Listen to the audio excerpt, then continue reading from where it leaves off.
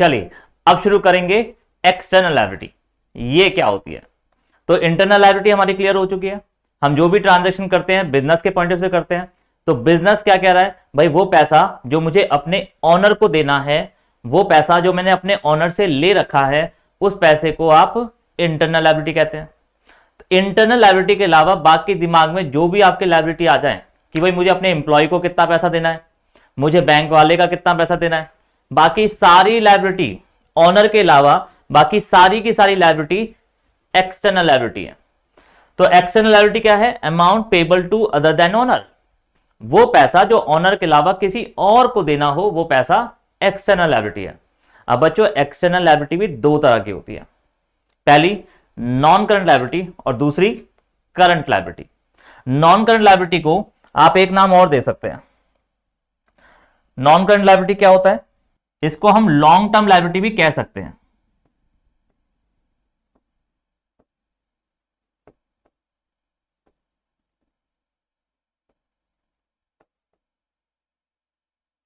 और इसको हम कह सकते हैं शॉर्ट टर्म लायबिलिटीज।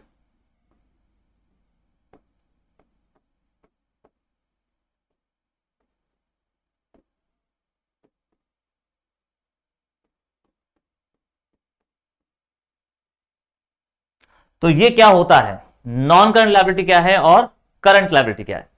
बच्चों अगर मैंने बैंक से लोन ले लिया 5 साल के लिए कि भाई मैंने जो बैंक से लोन लिया है मुझे 5 साल में थोड़ा थोड़ा करके पे करना है, तो ये काफी लंबा समय तक चलने वाला लोन है, काफी लॉन्ग टर्म तक चलने वाला लोन है।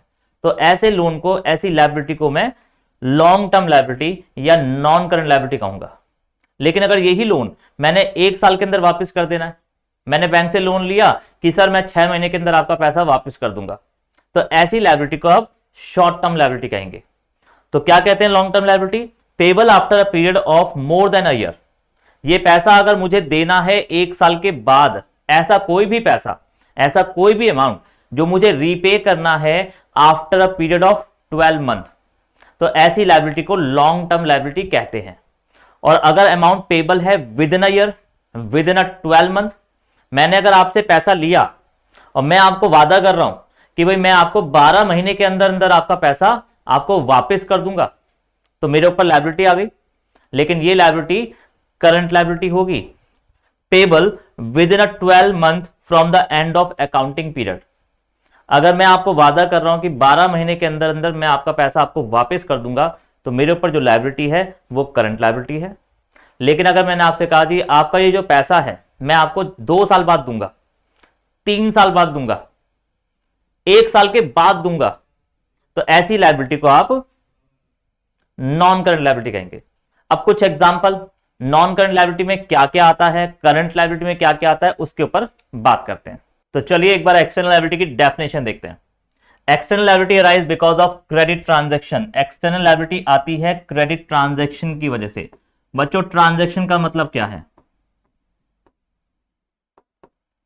आप किसी के साथ कोई लेन देन कर रहे हैं, परचेज कर रहे हैं, सेल कर रहे हैं, जो भी आप ट्रांजैक्शन कर रहे हैं वो दो तरह की होती है, या तो कैश ट्रांजैक्शन होगी या क्रेडिट ट्रांजैक्शन होगी।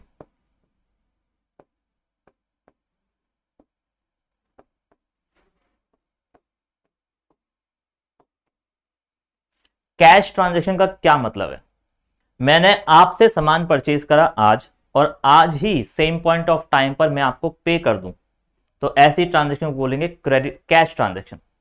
पेमेंट कैसे भी हो सकती है, या तो कैश में हो सकती है या चेक से हो सकती है या ऑनलाइन ट्रांसफर, लेकिन पेमेंट अगर सेम पॉइंट ऑफ टाइम पर की जा रही है तो वो ट्रांजैक्शन कैश ट्रांजैक्शन है। तो ऐसे में मेरे ऊपर कोई लायबिलिटी नहीं आएगी। लेकिन अगर मैंने आपसे सामान परचेज करा लेकिन पेमेंट आज नहीं करी, मैंने आपको वादा कर दिया कि भाई मैं आपको 1 महीने के अंदर पे कर दूंगा, 2 महीने के अंदर पे कर दूंगा, तो ऐसी ट्रांजैक्शन को क्रेडिट ट्रांजैक्शन कहते हैं, उधार वाली ट्रांजैक्शन। तो इसमें होता क्या है भाई, मुझे फ्यूचर में किसी एक डेट पर पैसा देना है, अमाउंट इज पेबल, तो मेरे ऊपर आ गई एक लायबिलिटी कि भाई मुझे फ्यूचर में एक डेट पर आपको पैसा देना है। या लोन टेकन, या तो क्रेडिट ट्रांजैक्शन की वजह से लायबिलिटी आती है लोन टेकन, आपने बैंक से जाके लोन ले लिया तो आपके ऊपर लायबिलिटी आ जाएगी कि आपको फ्यूचर में पैसा देना है। Non current liability is that liability which is payable after a period of more than a year. Non current liability ऐसी लायबिलिटीज होती हैं जो हमें फ्यूचर में पे करनी है, लेकिन अभी उसमें टाइम है, 12 महीने से ज्यादा लंबा समय आपको मिलेगा, आपके पास टाइम है। भाई मैंने बैंक से लोन ले लिया और मैंने बैंक को प्रॉमिस करा कि सर मैं 2 साल के अंदर पेमेंट कर दूंगा, तो ऐसी लायबिलिटी को लॉन्ग टर्म लायबिलिटीज कहते हैं, नॉन करंट लायबिलिटीज कहते हैं। From the end of the accounting period, example जैसे कि लॉन्ग टर्म बैंक लोन, ये तो पहले डिस्कस हो चुका है। अगला है डिवेंचर। बच्चों डिवेंचर क्या है, इसको आप 12th में सीखेंगे, मैं आपको 12th में सिखाऊंगा, पूरे 2 चैप्टर है इसके ऊपर। 11th में अकाउंट्स के कोर्स में ये कवर नहीं होता फिलहाल, अगर मैं सिखाने बैठा तो 3-4 घंटे इसी के ऊपर निकल जाएंगे, पूरे 2 चैप्टर हैं बड़े बड़े। हाँ फिर भी अगर आप 11th में सीखना चाहते हैं तो बिजनेस स्टडी की क्लास लीजिए, शोएब सर आपको पूरा डिटेल में समझाएंगे, इक्विटी शेयर क्या होता है, प्रेफरेंस शेयर क्या होता है, डिवेंचर क्या होता है, सोर्स ऑफ फंड का चैप्टर है, शोएब सर डिटेल में आपको सिखाएंगे डिवेंचर के बारे में। तो बिजनेस स्टडी की क्लास पे पूरा फोकस कीजिए, वहां पे आप डिवेंचर सीख जाएंगे। तो फिलहाल मैं क्या बात करने वाला हूं इसके ऊपर अभी, बच्चों डिवेंचर के ऊपर सिर्फ 1 नंबर का क्वेश्चन कवर होगा 11th में अकाउंटेंसी में, कि भाई डिवेंचर किस तरह की लायबिलिटी है, बस ये बताना है आपको। तो डिवेंचर एक्सटर्नल लायबिलिटी है और एक्सटर्नल में ये नॉन करंट लायबिलिटी के अंदर क्लासिफाई किया जाएगा, ठीक है जी। चलिए अगला चलते हैं, अगला पार्ट है हमारा करंट लायबिलिटी। अगर मुझे पैसा देना है और जल्दी देना है, 1 साल के अंदर अंदर देना है, तो ऐसी लायबिलिटी आपकी करंट लायबिलिटी मानी जाएगी। भाई मैंने बैंक से लोन ले लिया और 6 महीने के अंदर मुझे पैसा वापस करना है, तो फिर लायबिलिटी है, और किस तरह की लायबिलिटी है, करंट लायबिलिटी। तो current liability is that liability which is payable with in 12 month. Current liability ऐसी लायबिलिटी है जो आपको 12 महीने के अंदर अंदर पे करनी है। From the end of the accounting period, example of current liabilities are short term bank loan, 6 महीने में वापस करना है, 7 महीने में वापस करना है, short term bank loan. Bank overdraft ये क्या होता है, इसको डिटेल में समझते हैं। पहली बार सुना होगा शायद आपने, कई बच्चों ने। बच्चों मेरे बैंक में 30,000 रुपए पड़े हैं, 30,000 रुपीज, तो क्या मैं 40,000 विड्रॉ कर सकता हूं? मतलब 30,000 रुपए पड़े हैं, मैं एटीएम मशीन में गया, मैंने एटीएम कार्ड डाला और 40,000 रुपए निकाल लिए, ऐसा पॉसिबल है क्या? नहीं है, मैं नहीं निकाल सकता। क्यों नहीं निकाल सकता? क्योंकि मेरे पास ओवरड्राफ्ट फैसिलिटी नहीं है।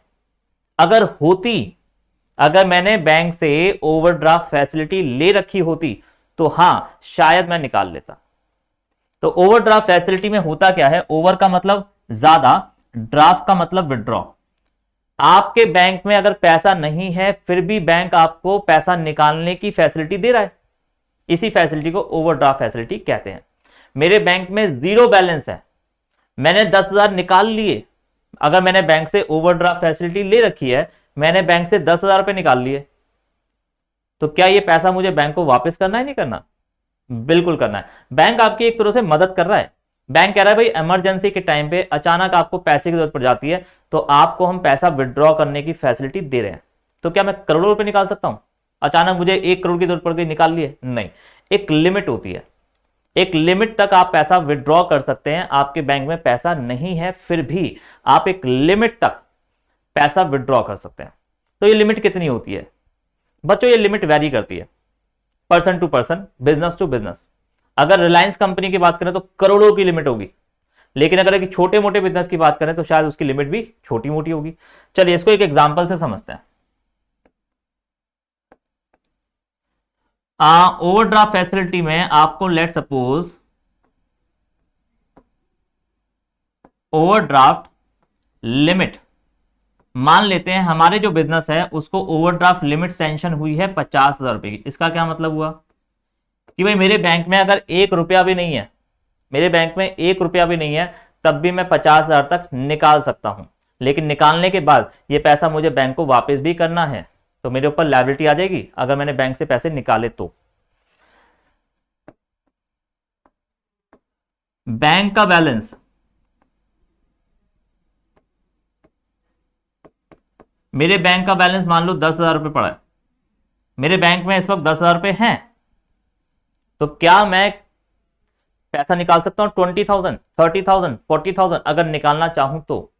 जी हां बिल्कुल निकाल सकता हूं। अगर मान लीजिए मैंने 20,000 रुपए निकाल लिए तो मेरे ऊपर लायबिलिटी कितनी आएगी? मेरे बैंक में 10,000 रुपए पड़े हैं, मैंने 20,000 रुपए विड्रॉ कर लिए, भाई 10,000 तो मैंने अपना विड्रॉ करा ना, बाकी 10,000 रुपए मैंने एक्स्ट्रा विड्रॉ कर लिए, तो मेरे ऊपर लायबिलिटी आ जाएगी 10,000 रुपए की। अच्छा, मैं मैक्सिमम कितना निकाल सकता हूं?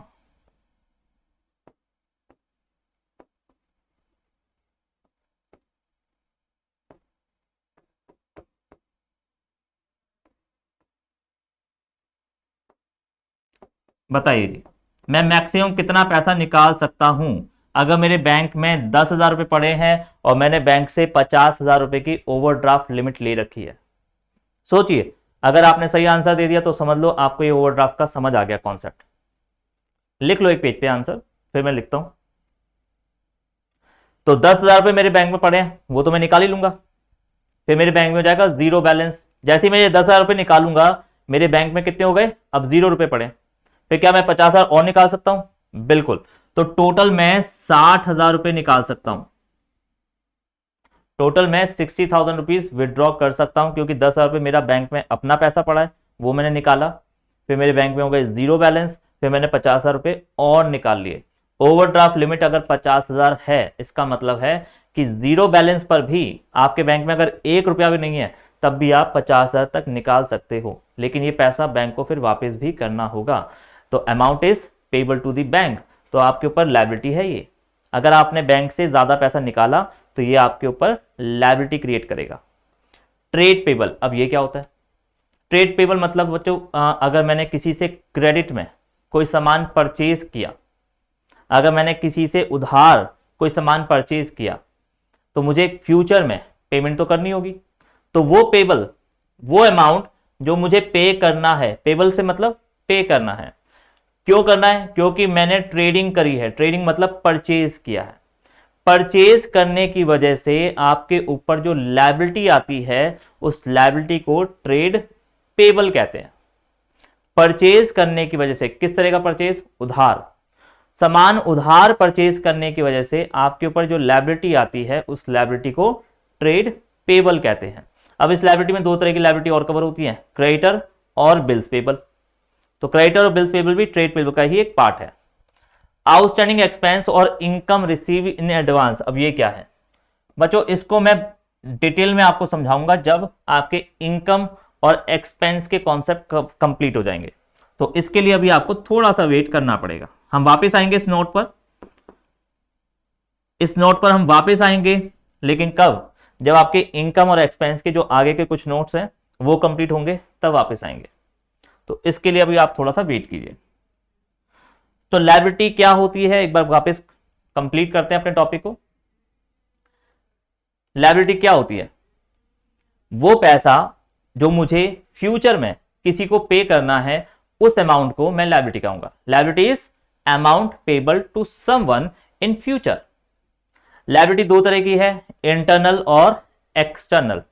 इंटरनल लायबिलिटी मतलब amount payable to owner, external liability मतलब amount payable to other than owner. अब एक्सटर्नल लायबिलिटी की बात करें तो इसमें भी दो तरह की लायबिलिटी आएगी, नॉन करंट और करंट। नॉन करंट मतलब amount payable in more than 12 month. Current liability amount payable with in 12 month. तो आई होप आपको लायबिलिटी क्लियर हो गई हो। नेक्स्ट टॉपिक बच्चों हमारा है एसेट्स। नेक्स्ट टॉपिक हम एसेट्स को समझेंगे। तो चलिए एसेट्स की तरफ चलते हैं, एसेट्स को समझते हैं, एसेट्स क्या होता है।